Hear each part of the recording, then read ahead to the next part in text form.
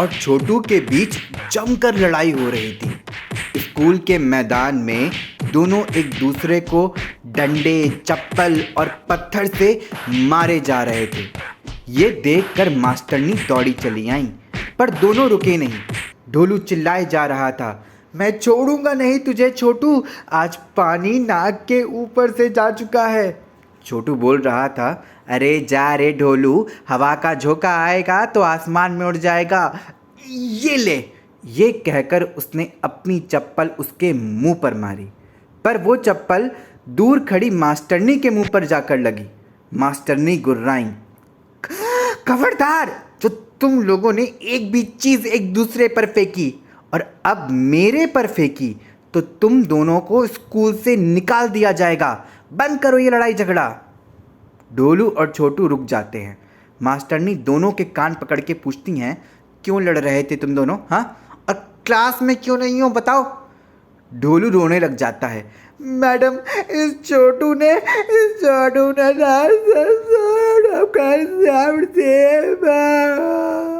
मास्टरनी को कुछ समझ नहीं आता है कि वो क्या कह रहा है। वो चिल्लाती हैं, रोना बंद करो पहले और सही से बताओ बात क्या है। छोटू, तुम बताओ बात क्या है। छोटू मुंह बनाकर बोलता है, मैं नहीं बताऊंगा, इसी से पूछिए क्या बात है। मास्टरनी को लगा ये लोग ऐसे नहीं बताएंगे, इनके लिए दद्दू ही कुछ करेंगे। वो दोनों को कान पकड़कर दद्दू के पास ले गई। दद्दू घर के बाहर खाट पर बैठे हुए थे। मास्टरनी को यूं ढोलू और छोटू के साथ आता देखकर घबरा उठे। वो बोले, अरे मैडम जी, क्या हो गया, क्या किया इस बार इन लोगों ने? मास्टरनी ने उन दोनों को दद्दू के सामने भेज दिया और बोली, दद्दू, आज ये दोनों एक दूसरे से बुरी तरह लड़ाई किए जा रहे थे। ये देखिए इनके हाल, दोनों ने एक दूसरे के कपड़े फाड़ डाले हैं, एक दूसरे को पत्थर चप्पल से मारा है, एक दूसरे को ही नहीं मुझे भी चप्पल से निशाना लगा के मारा है। ढोलू रोता हुआ बोला, चप्पल पहने नहीं, इस छोटू ने मारी थी मास्टरनी जी को। छोटू भी चिल्लाया, वो मैंने नहीं तुझे मारने के लिए फेंकी थी, गलती से मैडम को लग गई। मास्टरनी दोनों पर फिर चिल्लाई, तुम दोनों ऐसे बाज नहीं आओगे। दद्दू, आप इनकी आज सुताई कर ही दीजिए, कई दिनों से इन दोनों की सुताई नहीं हुई है, इसीलिए ये लोग बिगड़े जा रहे हैं। पर मैंने कुछ नहीं किया, सारी गलती इस छोटू की है। ढोलू रोए जा रहा था। चुप, दद्दू बोले, क्या हो गया आज ऐसा जो तुम लोग एक दूसरे को जान लेने पर तुले हुए हो? ढोलू फिर रोने लगा, दद्दू, इस छोटू ने बात हवा कर तोड़ता था। उसकी आवाज़ में फिर किसी को कुछ समझ नहीं आया वो कहना क्या चाहता है। दद्दू ने कहा, ढोलू, पहले रोना बंद करो और सही सही बताओ बात क्या है। ढोलू थोड़ा चुप हुआ, फिर बोला, दद्दू, इसने मेरी सबसे पसंद की चीज़ को तोड़ दिया। मैं उसे अपनी जान से भी ज़्यादा प्यार करता था। ढोलू को अचार से ज़्यादा ऐसा क्या पसंद था जो जान से ज़्यादा प्यारा था? किसी को समझ नहीं आया। छोटू चिल्लाया, मैंने तुझे कितनी बार बोला, मैंने उसे नहीं तोड़ा, तुझे समझ नहीं आती? इस चक्कर में तूने मेरा बल्ला तोड़ डाला, मैं तुझे छोड़ूंगा नहीं। ये दोनों को फिर लड़ता देखकर बब्बन दौड़ा चला आया। ये क्या तमाशा लगा के रखा है? आज ढोलू और छोटू एक दूसरे से लड़ क्यों रहे हैं? दद्दू ने ढोलू से पूछा, तुमने छोटू का बल्ला क्यों तोड़ा ढोलू? ढोलू फिर रोने लगा, मैंने पहले नहीं तोड़ा, सब मुझे ही क्यों चिल्लाते हैं, कोई छोटू को कुछ नहीं बोलता। उसको रोता देखकर बब्बन बोला, ये बात तो ठीक कही ढोलू तुमने, सब तुम पर ज़्यादा चिल्लाते हैं, छोटू को जबकि उतनी डांट नहीं पड़ती। मैं तुम्हारे दर्द को समझ सकता हूँ। मास्टरनी ने बब्बन से कहा, आग में घी डालने का काम मत करिए बब्बन भैया, पहले से ही बहुत आग लग चुकी है। पर मैंने तो वो बोला जो मुझे भी महसूस हुआ, ढोलू के साथ पक्षपात तो होता है।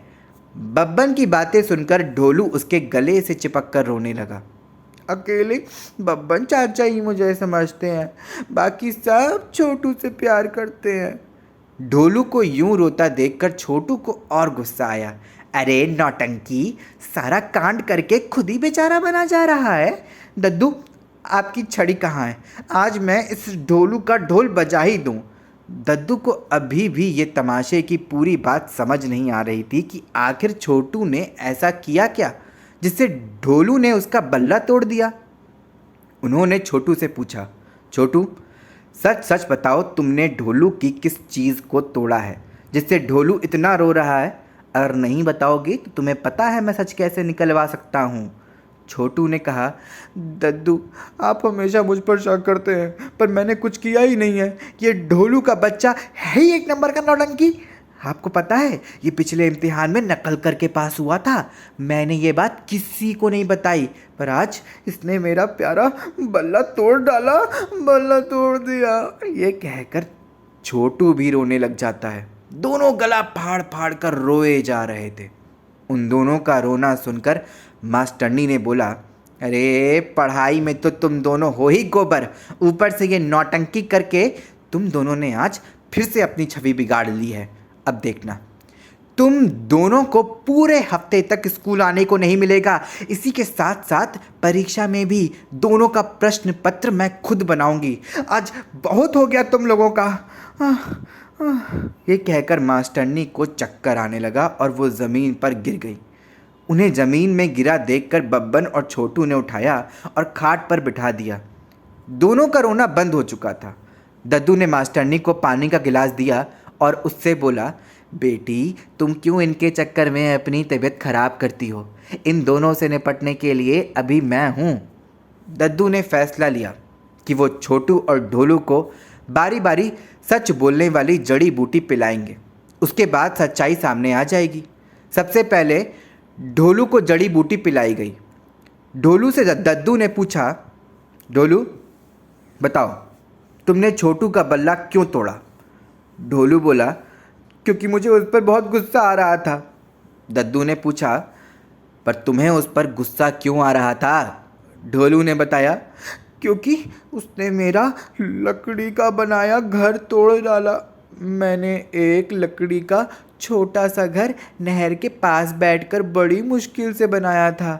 मैं उसमें रोज़ बैठकर पेड़ से तोड़े हुए सारे फलों को खाता था, पर इस छोटू से वो देखा नहीं गया, क्योंकि मैंने उसे एक बार अपने घर में घुसने नहीं दिया था। इसीलिए इसने मेरा लकड़ी का बनाया घर तोड़ डाला। ये बोलकर ढोलू के आंसू बहे जा रहे थे। उसे रोता देखकर सभी को बड़ा बुरा लग रहा था। जड़ी बूटी के बाद उसका रोना असली लग रहा था। उसके बाद बारी छोटू की आई। छोटू से दद्दू ने पूछा, बताओ छोटू, तुमने ढोलू का बनाया लकड़ी का घर क्यों तोड़ा? छोटू बोला, मैंने कोई घर नहीं तोड़ा। मैंने तो बस उसे एक बार अपने घर में रहने की बोली थी, पर उसके मना करने के बाद मैंने उसे हाथ तक नहीं लगाया। ढोलू चिल्लाया, झूठ बोल रहा है, ये जलता था इसीलिए इसने ऐसा किया। दद्दू सोच में पड़ गए, क्योंकि आज तक जड़ी बूटी पीने के बाद किसी ने भी झूठ नहीं बोला। तो इसका मतलब था छोटू सही कह रहा था। बब्बन बोला, अगर छोटू ने घर नहीं तोड़ा तो किसने तोड़ा? सभी सोच रहे थे। तभी मास्टरनी ने कहा, क्यों ना हमें वहाँ चलकर खुद देखना चाहिए। ढोलू सबको नहर के पास ले गया। वहाँ पेड़ के किनारे लकड़ी का छोटा सा घर टूटा पड़ा था। आसपास कई सारे पत्थर भी पड़े हुए थे। ये देखकर ढोलू को रोना आने लगा। तभी बब्बन की नज़र पेड़ के पास गई। उसने देखा वहाँ एक टूटी हुई चप्पल पड़ी हुई थी। उसने वो चप्पल दद्दू और मास्टरनी को दिखाई। मास्टरनी ने कहा, ज़रूर ये उसी की होगी जिसने ये घर तोड़ा है, पर ये चप्पल है किसकी? बब्बन बोला, जिसकी भी होगी वो ये चप्पल लेने आएगा ज़रूर। क्यों ना थोड़ी देर यहीं इंतज़ार किया जाए, फिर पता चल जाएगा ये काम किसका था। दद्दू ने भी इस उपाय के पक्ष में हामी भरी। सभी वहाँ चौकड़ी मारकर बैठ गए। छोटू अभी ढोलू को गुस्से से देखा जा रहा था। उसका बल्ला उसके बापू ने शहर से भिजवाया था। वो उसके लिए बहुत कीमती था। थोड़ी देर बाद वहाँ से राजा घोड़े पर सवार होकर निकले। उनका घोड़ा वहीं रुका और वो नहर के पास चले आ रहे थे। उनको देखकर सभी को बड़ी हैरानी हुई कि राजा ने ढोलू का बनाया लकड़ी का घर तोड़ दिया। राजा ने वहाँ बैठे सभी लोगों को देखा तो आश्चर्य से पूछा, आप सभी का यहाँ इस तरह होने का कारण? किसी को कुछ समझ नहीं आ रहा था कि राजा अगर दोषी हैं तो उनसे सवाल कैसे किया जाए। दद्दू ने कहा, महाराज, दरअसल छोटू और ढोलू की आज आपस में बड़ी भयानक लड़ाई हो गई है। किसी ने ढोलू का बनाया लकड़ी का घर तोड़ डाला है और उस व्यक्ति की एक चप्पल यहीं छूट गई है। हम सब उसी का यहाँ इंतज़ार कर रहे थे क्योंकि वो उसे लेने यहाँ ज़रूर आएगा। ये सुनकर राजा को सारी स्थिति समझ आई और वो मुस्कुरा कर बोले, कहीं आप सभी को ये तो नहीं लगा वो घर तोड़ू इंसान नहीं हूँ? बब्बन तपाक से बोला, अरे महाराज, आपको कैसे पता? तो आप ही हैं वो जिसने ये किया। महाराज ने गहरी सांस लेते हुए बोला, बब्बन हलवाई जी, आपको निराशा होगी कि वो व्यक्ति मैं नहीं हूँ और ना ही ये चप्पल मेरी है, पर हाँ, मैं आप लोगों की समस्या का हल निकलवा सकता हूँ। इस चप्पल को गांव के बीच लगवा दिया जाएगा और जो भी इसको लेने का दावा करेगा, आप समझ जाइएगा ये काम उसी ने किया है। राजा जी की ये बात से सब सहमत हो गए। चप्पल को सिपाही के द्वारा गांव के बीच एक डंडे से लगा दिया गया और ये पोस्टर लगा दिया कि जो भी इस चप्पल का दूसरा जोड़ा लेकर आएगा उसे राजा के द्वारा इनाम दिया जाएगा। पूरे गांव में खलबली मच गई क्योंकि ऐसा पहली बार हो रहा था। दद्दू सहित सभी लोग वहीं ताक में बैठे थे कि कौन वो होगा जो चप्पल लेकर आएगा।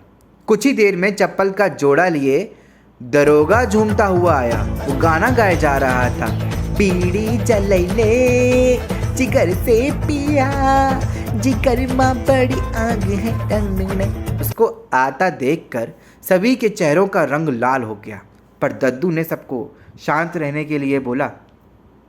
उसने वो चप्पल का दूसरा जोड़ा लाकर सिपाही को पकड़ा दिया और बोला, कसम पहाड़ी वाले बाबा की, सुबह से ढूंढ रहा था तुझे उस चप्पल, सुबह से ढूंढ रहा था तुझे उस चप्पल, तू कहाँ चली गई मुझे छोड़कर, दिल्ली, मुंबई या चंबल।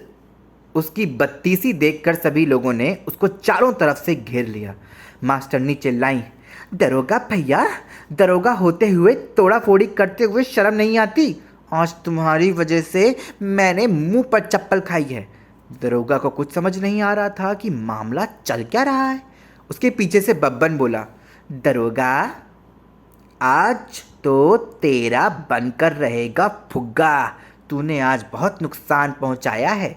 एक मासूम के साथ इतना बड़ा अन्याय किया है जिसके लिए तुझे भगवान कभी माफ़ नहीं करेगा। ये सब बातें सुनकर दरोगा बोला, अरे कसम पहाड़ी वाले बाबा की, अपनी चप्पल लेने में भगवान को क्यों बुरा लगेगा? और क्या थोड़ा फोड़ा करी मैंने? मैं तो सीधा साधा प्यारा सा इंसान हूँ। छोटू चिल्लाया, सीधे साधे इंसान, आज आपकी वजह से मैंने अपना प्यारा बल्ला खो दिया। बल्ला? कौन सा बल्ला?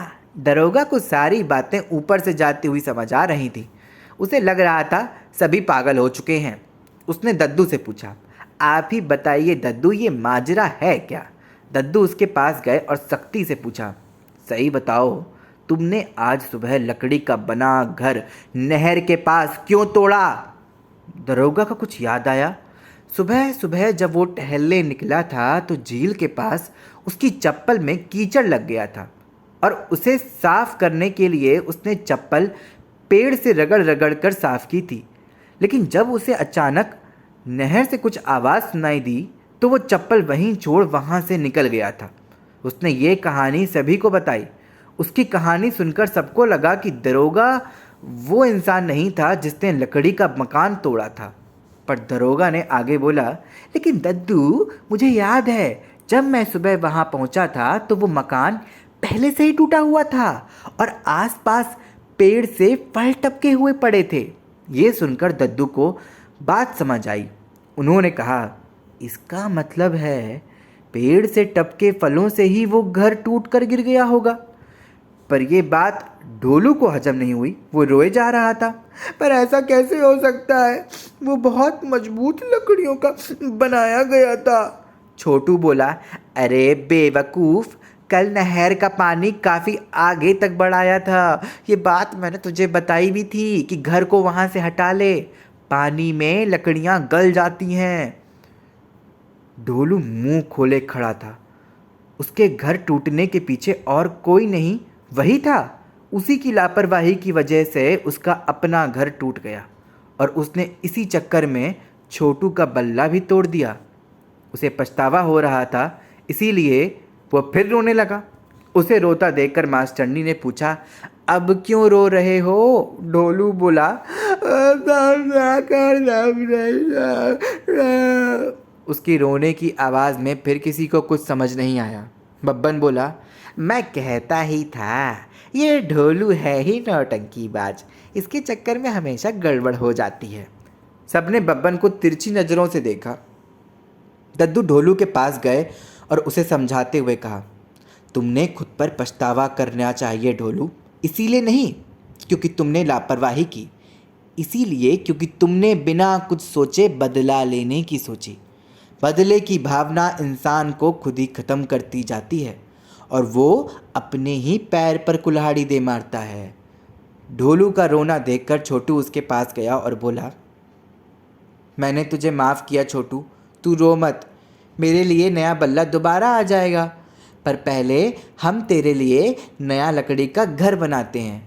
सभी को छोटू की ये बात बहुत पसंद आई और सभी घर बनाने में जुट गए। इस बार का घर ज़्यादा बड़ा और खूबसूरत बना था। ये देखकर ढोलू ने छोटू को गले से लगा लिया। उन दोनों को वापस ठीक होता देखकर मास्टरनी बोली, लेकिन तुम दोनों की सज़ा अभी भी कम नहीं हुई है।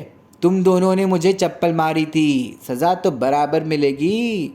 दोनों ने एक साथ आवाज़ में कहा, सॉरी मैडम जी। ज़ोर की बारिश होने लगी। दद्दू और बब्बन घर की तरफ चल दिए। मास्टरनी और दरोगा पेड़ के नीचे छुप गए, पर ढोलू और छोटू उस लकड़ी के घर में दुबक कर एक साथ बैठ गए।